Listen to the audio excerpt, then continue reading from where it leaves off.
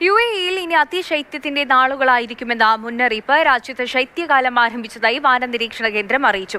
March 7 വരെ ശൈത്യകാലം തുടരുമെന്നും ശാസ്ത്രജ്ഞർ വ്യക്തമാക്കി.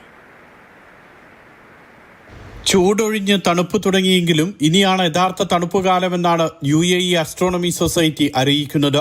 UAE-യുടെ കിഴക്കൻ ചക്രവാളത്തിൽ ഇക്ലീൽ അൽ അക്രബ് എന്ന നക്ഷത്ര സമൂഹം ഇന്ന് പുലർച്ചെ തെളിഞ്ഞു. 3 നക്ഷത്രങ്ങളുടെ കൂട്ടമാണ് ഇത്. ശൈത്യകാലത്തിന്റെ തുടക്കമാണ് നക്ഷത്ര സമൂഹത്തിന്റെ ഉദയമെന്ന് UAE astronomy society chairman Ibrahim Al Jarwan അഭിപ്രായപ്പെട്ടു. മാർച്ച് 7-ന് സാദൽ സൗദ് നക്ഷത്രം ഉദിക്കുന്നതുവരെ ശൈത്യകാലം തുടരുമെന്നും അദ്ദേഹം വ്യക്തമാക്കി. തീരപ്രദേശങ്ങളിലും നഗരങ്ങളിലുമെല്ലാം വരും ദിവസങ്ങളിൽ കൊടും തണുപ്പുണ്ടാകും. മരുപ്രദേശങ്ങളിലും മലനിരകളിലുമാകും ഏറ്റവും ഉയർന്ന തണുപ്പ് അനുഭവപ്പെടുക. ജബൽ ഹഫീത്ത്, ജബൽ ജെയ്സ്, ഹത്ത, ഫുജൈറയിലെ മലനിരകൾ എന്നിവിടങ്ങളിലെല്ലാം കൊടും തണുപ്പുണ്ടാകുമെന്നാണ് വിലയിരുത്തൽ.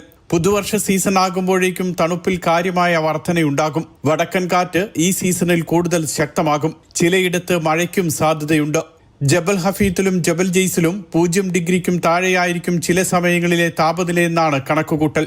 Mathrubhumi news, Dubai.